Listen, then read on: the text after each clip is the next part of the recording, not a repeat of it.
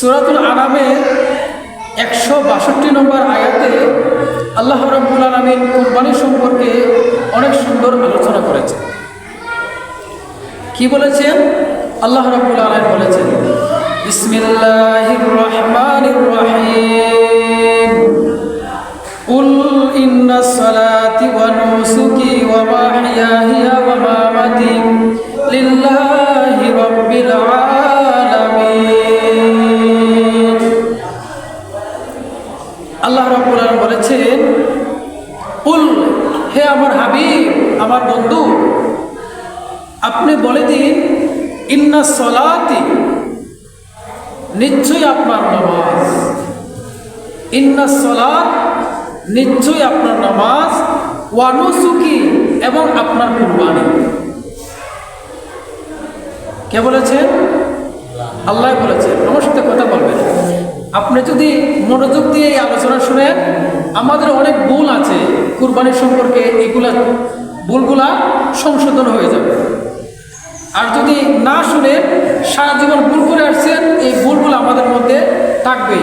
ভুল করলে সমাজে ফিতনা হয়, আর সংশোধন হলে সমাজে ফিতনা থাকে। এই জন্য আমি অনুরোধ করব, কিছু মাসালা আছে, সবগুলো যদি নাও বলতে পারি, কিছু মাসালা যাগুলো বলি এগুলো মনোযোগ দিয়ে শোনার চেষ্টা করবেন। তারপরেও অনেক সময় যদি স্মরণ না থাকে, আমার ইউটিউব চ্যানেলের মধ্যে আমি এই আলোচনাগুলো ছাড়ি। ইউটিউব চ্যানেল আছে আমার, এগুলো সারা বিশ্বের ভাষা দেখতে পারে। আবার এই ফেসবুক পেজ আছে, এগুলোর মধ্যে যায় এই মশালাগুলো, এগুলো ইউটিউবের মাঝে আপনারা পাবেন। আল্লাহ তাআলা বলেছেন, কুল, হে হাবিব আপনি বলুন, ইন্নাস সালাতি, নিশ্চয়ই আপনার নামাজ, ওয়া নুসুকি, এবং আপনার কুরবানি, ওয়া নুসুকি ওয়া মা হিয়া, আপনার জিন্দেগি, জীবন, ওয়া মামাতি, আপনার মৃত্যু, লিল্লাহি রাব্বিল আলামিন, যা কিছু আছে সব কিছু একমাত্র আল্লাহ তাআলার জন্য। কার জন্য? আল্লাহ তাআলা বলেছেন, কুল ইন্নাস সালাতি ওয়া নুসুকি ওয়া মাহইয়ায়া ওয়া মামাতি লিল্লাহি রাব্বিল আলামিন। আল্লাহ রাব্বুল আলামিন বলেন, ও আমার হাবিব, আমার প্রিয় বন্ধু, আপনি বলে দিন, ইন্নাস সালাতি, নিশ্চয়ই আপনার নামাজ, ওয়া নুসুকি, এবং আপনার কুরবানি, ওয়া মাহইয়ায়া, আপনার জিন্দেগি, আপনার জীবন, আমি আল্লাহ তাআলার জন্য আপনার কুরবানি, আমি আল্লাহ তাআলার জন্য আপনার নামাজ, আমি আল্লাহ তাআলার জন্য আপনার কুরবানি, আমি আল্লাহ তাআলার জন্য আপনার জীবন জিন্দেগি, ওয়া মাহইয়ায়া ওয়া মামাতি, আপনার মৃত্যু একমাত্র আমি আল্লাহ তাআলার জন্য, লিল্লাহি রাব্বিল আলামিন, যা কিছু রয়েছে আপনার জীবন জিন্দেগির মাঝে সবকিছু একমাত্র উদ্দেশ্য হবে আপনার, যা কিছু রয়েছে সবকিছু একমাত্র আল্লাহ, আমি আল্লাহ তাআলার জন্য সবকিছু রয়েছে। এই কথা কে বলেছেন? আল্লাহ বলেছেন। এই কথা বলে দিয়ে আল্লাহ রাব্বুল আলামিন পৃথিবীর সকল মানুষকে বলে দিয়েছেন, এই পৃথিবীর আমার বান্দারা শুনো, তোমাদের নামাজ একমাত্র আমি আল্লাহ তাআলার জন্য হবে, তোমাদের কুরবানি একমাত্র আমি আল্লাহ তাআলার সন্তুষ্টির জন্য হবে, তোমাদের হায়াত যতটুকু রয়েছে একমাত্র আমি আল্লাহ তাআলার জন্য হবে, তোমাদের মৃত্যু যখন হয় এটা আমি আল্লাহ তাআলার জন্য, মৃত্যু সন্তুষ্টির জন্য হয়। একমাত্র যারা তোমরা মুমিন যারা রয়েছে, যা কিছু করো তোমাদের জীবন জিন্দেগির মধ্যে, কুরবানি বলো, নামাজ বলো, রোজা রাখো, যাই করো, একমাত্র আমি আল্লাহ তাআলার জন্য, সন্তুষ্টির জন্য হয়ে থাকে। এই কথা আমার নবীকে দিয়ে আল্লাহ রাব্বুল আলামিন সারা পৃথিবীর মানুষকে জানিয়ে দিয়েছে। আমাদের জীবন এটা কার জন্য? আল্লাহর জন্য। এই জিন্দেগি কার জন্য? আমাদের নামাজ কার জন্য পড়ি? আমাদের কুরবানি কার জন্য? আমাদের এই মরণটা কার জন্য? প্রত্যেকটা জীবনের কর্মকাণ্ড যা রয়েছে, ভালো আমল যা রয়েছে, প্রত্যেকটা নেক আমল একমাত্র আল্লাহ তাআলার সন্তুষ্টির জন্য। ঠিক না বেটি?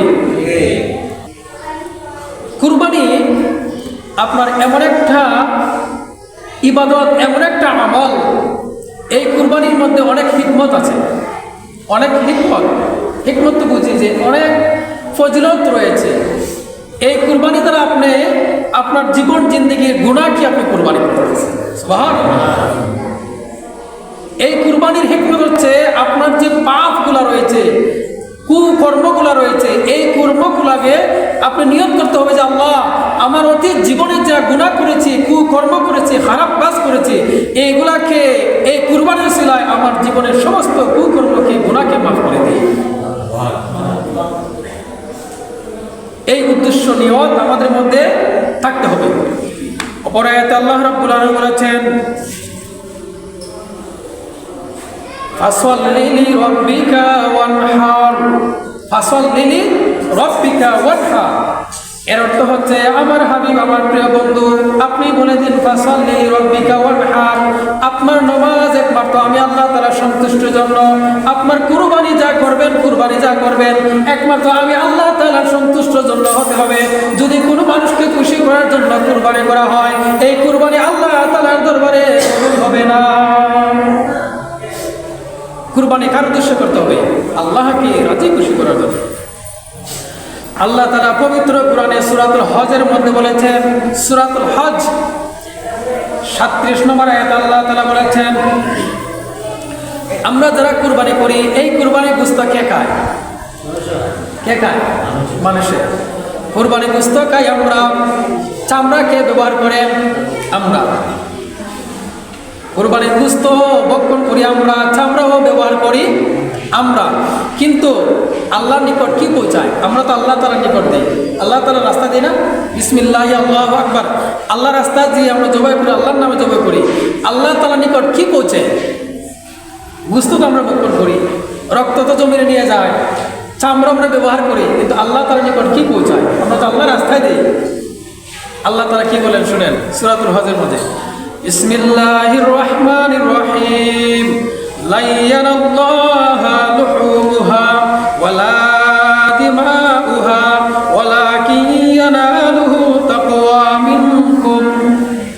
আল্লাহ তাআলা বলেন, হে পৃথিবীর সকল বান্দারা শুনো, তোমাদের কুরবানির গোশত আমার নিকট পৌঁছে না, তোমাদের কুরবানির রক্ত আমার নিকট পৌঁছে না, তোমাদের কুরবানির চামড়া আমার নিকট পৌঁছে না।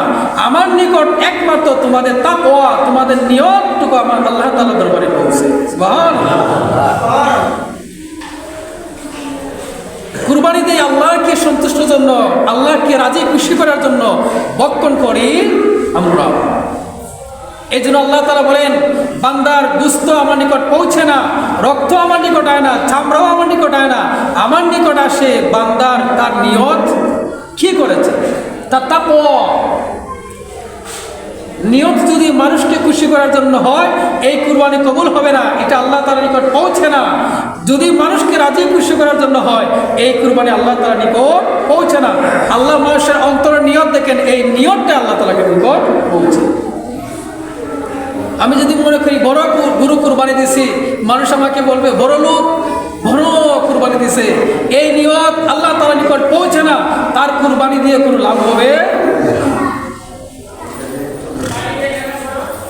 আল্লাহু তাআলা ফিল কুরআনিল কারীম, আল্লাহ তাআলা পবিত্র কোরআনে বলেছেন, মানুষ যখন নিয়ত করে আল্লাহ তাআলার নিকট, তার যখন নিয়ত সহিহ হয়, তার নিয়ত করতে দেরি হয়, আল্লাহ তাআলার নিকট এই নিয়তটা কবুল হইতে দেরি হয় না। নিয়ত যখন আপনার কুরবানি সহি থাকবে, যে আল্লাহ একমাত্র আপনাকে রাজি খুশি করার জন্য কুরবানি করতেছি, তখন এই নিয়ত আল্লাহ তাআলার দরবারে ডাইরেক্ট কবুল হয়ে যায়। সুবহানাল্লাহ। কুরবানি দিলে লাভ না লস? কুরবানি দিলে লাভ না লস?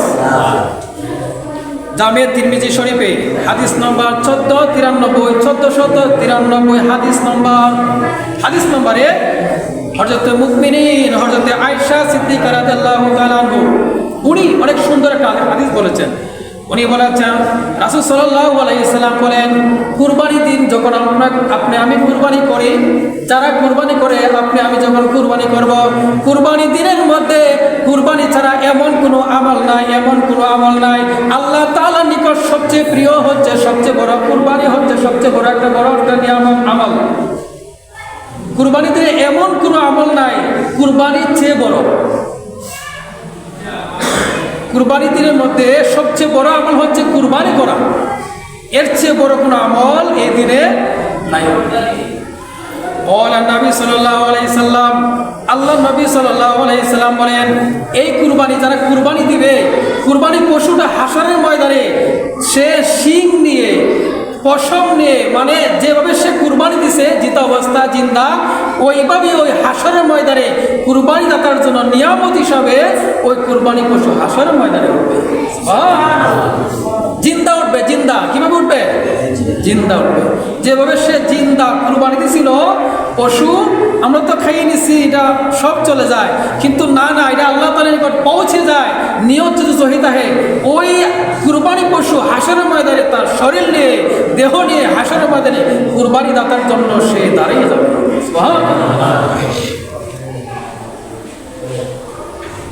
হযরত আয়েশা রাদিয়াল্লাহু তাআলা বলেন, এ পৃথিবীর মানুষ শোনো শোনো শোনো, আল্লাহ নবী বলেছেন কুরবানি দাতা যখন কুরবানি করে, যখন সে বিসমিল্লাহ বলিয়া ছুরি চালিয়ে দেয়, রক্ত জমিনে পড়তে দেরি হয়, ওই কুরবানি দাতার জীবনের গুনাহ মাফ হইতে দেরি হয় না,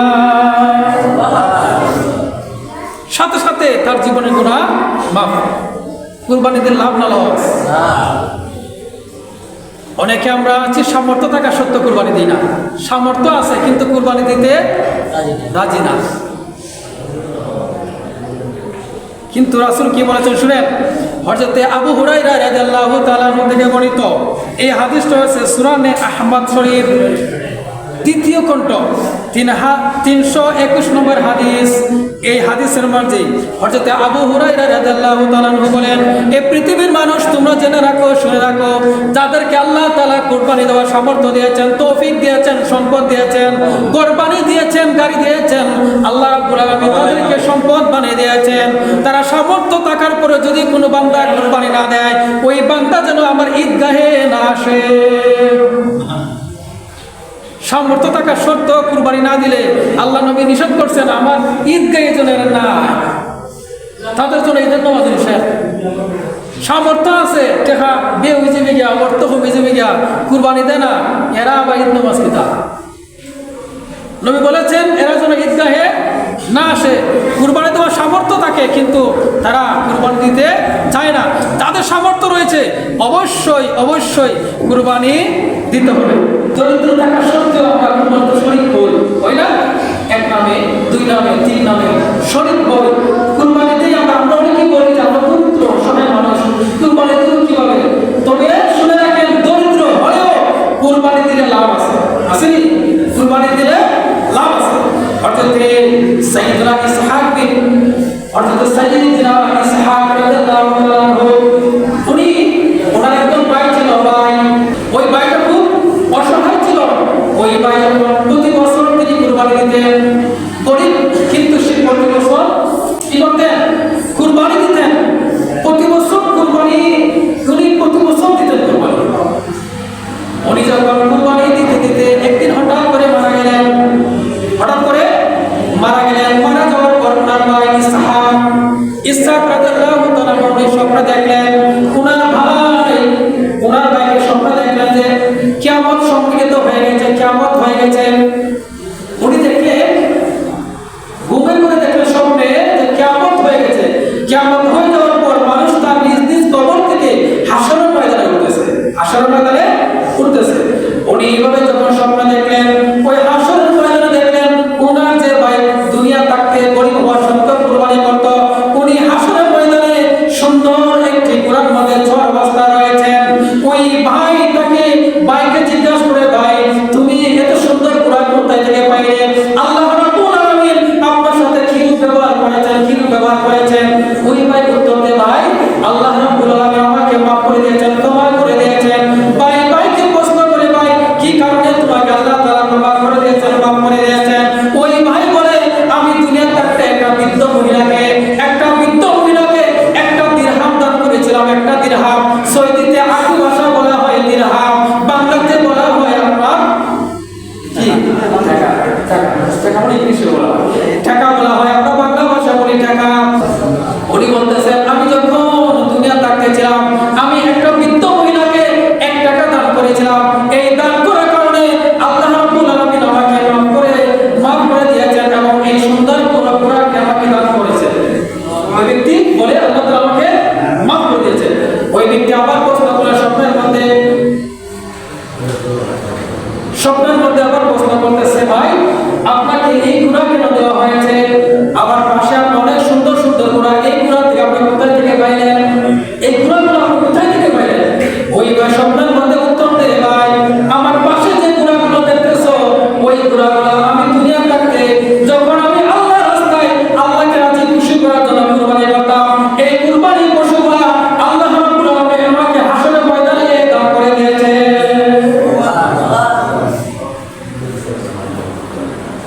হাসরের ময়দানে দান করেছেন। ওই ব্যক্তি আবার প্রশ্ন করলেন যে ভাই আপনি যে ঘোড়ার মধ্যে সওয়ার হয়েছেন এই ঘোড়াটা কি? ওই ব্যক্তি উত্তর দিল, ভাই আমি যখন দুনিয়াতে আমার জীবনে প্রথম কুরবানি করেছিলাম এই প্রথম কুরবানির পশুটা আল্লাহ রাব্বুল আলামিন আমাকে ঘোড়া হিসাবে দান করে আমাকে সওয়ার করে দামান হিসাবে রেখে দিয়েছেন। উনি জিজ্ঞাসা করলেন আপনি এখন কোথায় চলে যাবেন? কেন কোথায় যাবেন? কোথায় যাবেন? ওই ভাই উত্তর দিল, ভাই আল্লাহ তাআলা আমাকে আদেশ করেছেন এই ঘোড়া নিয়ে কুরবানির পশু নিয়ে আমি যেন জান্নাতের মধ্যে চলে যাই। এই জন্য গরিব হইলেও কুরবানি দিলে লাভ আছে, লস নাই। আমি তো বলি ভাই আমি গরিব মানুষ, ঋণ অভাব নাই, সামর্থ্য নাই, ওই অসহায় মানুষ কিভাবে কুরবানি দিব? না না, আসলে হাদিসে পড়বা আমি গরিব হইলেও যদি কুরবানি দেন এটা আপনার বেতা যাবে না, আসলে ময়দানে আপনার নাজাতের উসিলা হয়ে দাঁড়াবে। সবাই তো হাদিস সমাজে তো সব আমি দীর্ঘায়িত করবো না। আরেকটা হাদিস বলতেছি, প্রায় 20 থেকে 22টা মাসালা আছে। এই মাসালা বলতে অনেক সময় লাগবে, এই জন্য আজকে আর মাসালা বলতেছি না। তার মধ্যে একটা মাসালা